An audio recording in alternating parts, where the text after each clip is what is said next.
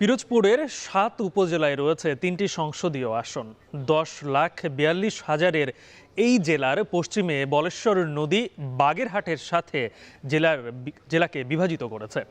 বরিশাল বিভাগের এই জেলায় নদী ভাঙন ও জলোচ্ছ্বাসের ফলে অবকাঠামোগত ক্ষতি, সুপেয় পানির সংকট, রাস্তাঘাটের বেহাল অবস্থা ও বিদ্যুৎ বিভ্রাট সহ আছে শিল্পায়নেরও ঘাটতি। একই সাথে প্রাকৃতিক সৌন্দর্য, সাংস্কৃতিক ঐতিহ্য আর কচুরিপনার মতো কৃষিপণ্য রপ্তানির সুযোগও। তাই আসন্ন ত্রয়োদশ জাতীয় সংসদ নির্বাচন ঘিরে মানুষের প্রত্যাশা পরিকল্পিত অবকাঠামোগত উন্নয়নের। পিরোজপুরের নির্বাচনের খবর জানাতে এই মুহূর্তে আমার সঙ্গে যুক্ত হচ্ছেন মিয়া আমিরুল। জানতে চাই, সকাল থেকে আপনি বিভিন্ন সংবাদ আমাদের এর আগের সংবাদে আপনি যুক্ত হচ্ছিলেন, জানাচ্ছিলেন ভিন্ন ভিন্ন আসনের কথা। আপনি এখন যে আসনে আছেন সেখানকার কি পরিস্থিতি এবং সার্বিকভাবে জেলার মানুষের আসছে নির্বাচন ঘিরে মূল প্রত্যাশাটা কি?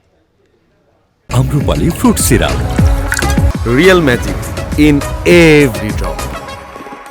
গালিব, আমি রয়েছি সদর উপজেলার যে পরিষদ চত্বর রয়েছে সেখানে। আমরা সকাল থেকেই ফিরোজপুর ১ এবং ২ আসন ঘুরেছি এবং সেই সাথে মঠবাড়িয়া যে ৩ আসন রয়েছে সেটি ঘিরেও আমরা কিন্তু খোঁজখবর নিচ্ছিলাম। এখানে মূলত যে সংসদীয় আসনগুলো রয়েছে বেশিরভাগ ক্ষেত্রে আমরা দেখেছিলাম যে জামায়াত এবং বিএনপির যে প্রার্থী রয়েছে তারা কিন্তু এগিয়ে রয়েছে তুলনামূলকভাবে, যদিও পাশাপাশি আমরা দেখেছিলাম স্বতন্ত্র এবং ইসলামী আন্দোলন সহ আরও কয়েকটি দলের প্রার্থী রয়েছে। তবে এখানকার মোটা দাগে যেমনটি লক্ষ্য করছিলাম, যেহেতু আপনি জেনে থাকবেন যে ফিরোজপুর ১ যে সংসদীয় আসন রয়েছে সেখানে জামায়াতের যে কেন্দ্রীয় নেতা ছিল দেলোয়ার হোসেন সাঈদী, তার যে ছেলে আমরা দেখেছিলাম যে মাসুদ সাঈদী, তিনি কিন্তু ফিরোজপুর ১ আসনে আমরা দেখেছিলাম যে তিনি দাঁড়িয়েছেন এবং একই সাথে বিএনপির যে প্রার্থী রয়েছে তিনিও কিন্তু বেশ ভালো পরিচিতি আছে বলে আমরা জানতে পেরেছি।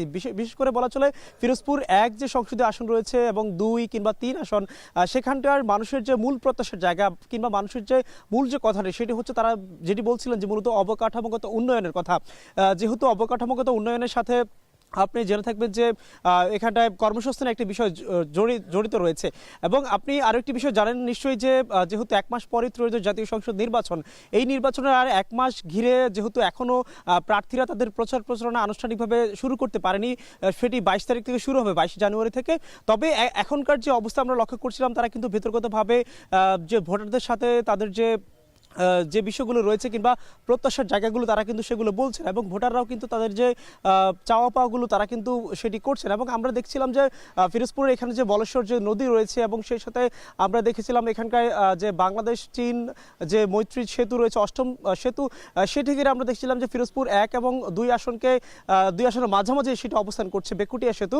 সেটি ঘিরে আমরা লক্ষ্য করছিলাম যে মানুষের যে জনজীবন কিংবা মানুষের যে প্রত্যাশার জায়গাগুলো সেটি কিন্তু, যেহেতু এখানকার বিদ্যুতের একটি সমস্যা কিন্তু মানুষ বারে বারে বলছে এবং পানি সংকটের ব্যাপারটি কিন্তু আমরা লক্ষ্য করছি। এবং আপনি যেমনটি জানেন যে বিদ্যুতের সাথে কিন্তু এখানকার যে কর্মসংস্থান কিংবা এখানকার যে মানুষের যে সার্বিক উন্নয়ন সেটি ঘিরে কিন্তু একটি প্রত্যাশার জায়গা থেকে যায়। এবং আরও একটি বিষয় যেমনটি আপনি দর্শকদের উদ্দেশ্যে বলছিলেন যে এখানে যেহেতু অনেক সম্ভাবনাময়ী ফসল রয়েছে, যেহেতু কৃষি নির্ভর জায়গা, অনেকগুলো ব্যাপার রয়েছে, সেটি ঘিরেও আমরা লক্ষ্য করছিলাম যেহেতু ঢাকা থেকে দূরত্ব কিছুটা বেশি রয়েছে, প্রত্যাশা ভোটারদের যে এটি নিশ্চয়ই একটি ভালো পরিস্থিতি আসবে, যেহেতু ১০ লাখের বেশি ভোটার, তাদের প্রত্যাশা কিন্তু নানা ধরনের রয়েছে গালিব। এবং আমরা আজকে দিনভর যে আসনগুলো ঘুরছিলাম সেটি ঘিরে মূলত বিকেল ঠিক ৪:৩০টায় ফিরোজপুরের যে কেন্দ্রীয় নেতা এবং সেই সাথে যারা রয়েছেন ভোটার তাদেরকে নিয়ে আমরা বসবো, ভোটার ইশতেহারে দেখার আমন্ত্রণ রইল সবাইকে।